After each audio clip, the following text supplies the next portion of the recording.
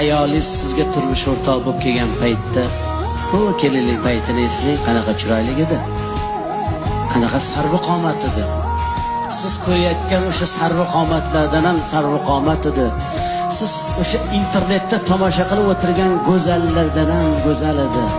Sizni bolalaringizni tug'aman deb, sizni zurriyotlaringizni dunyoga keltiraman deb, to'lg'oq azobiga chidab, tishini tishiga qo'ygan paytda tishlari sinib tushdi.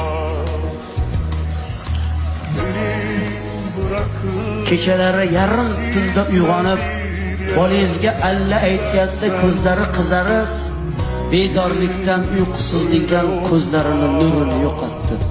Ko'zlari xiralashdi. Qoshidan qosh berdi, ko'zidan ko'z berdi, yuzidan nur berdi, yuzlariga ajin tushdi.